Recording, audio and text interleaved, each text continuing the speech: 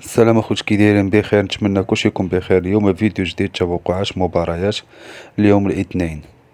عندنا 6 الماتشات، تصفيات مؤهلة لليورو 2024. عندنا 6 الماتشات، حاولوا تلعبوا 3 الماتشات ونبداو بأول مقابلة.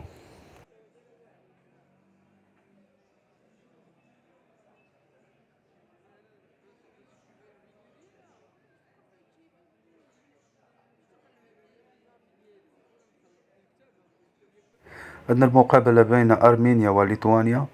من خلال الإحصاء والأداء اللي كيقدموا الفريقين، وأيضا حتى المستوى الترتيب بينهم وآخر مقابلات لعبوها الفريقين، وأحسن توقع هذه المقابلة أسفينال أرمينيا تربح.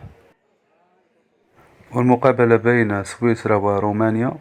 من خلال الإحصاء والأداء اللي كيقدموا الفريقين، وأيضا حتى المستوى الترتيب بينهم وآخر مقابلات قاموا بها الفريقين، أحسن توقع لهذه المقابلة أسفينال سويسرا تربح. والمقابلة بين بيلاروسيا وكوسوفو. من خلال الإحصاء والأداء اللي كيقدموا الفريقين، وأيضا حتى المستوى الترتيب بينهم وآخر مقابلات قاموا بها الفريقين، أحسن توقع لهذه المقابلة دوز فينال كوسوفو تربح.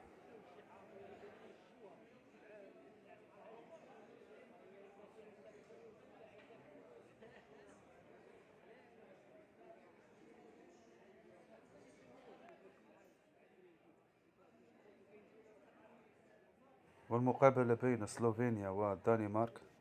خلال الإحصاء والأداء اللي كيقدموا الفريقين، وأيضا حتى المستوى الترتيب بينهم وآخر مقابلات قاموا بها الفريقين، بالنسبة لهذه المقابلة أحسن توقع لهذه المباراة بيتش يماركي بجوج، فريقين كلاهما يسجلان.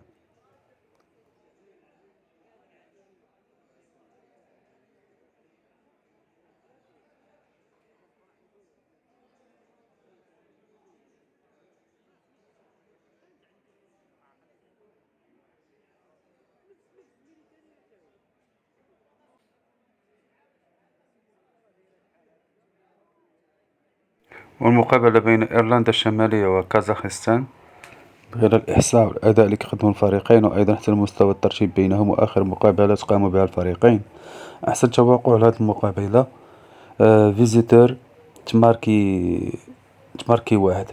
الفريق الثاني كازاخستان تماركي بيت 0.5. والمقابلة بين تركيا وبايدي غاز ويلز. خلال الإحصاء والأداء اللي كيقدموا الفريقين، وأيضا حتى المستوى الترتيب بينهم آخر مقابلات قاموا بها الفريقين، أحسن توقع لهذه المقابلة أس فينال و بي يماركيو بجوج.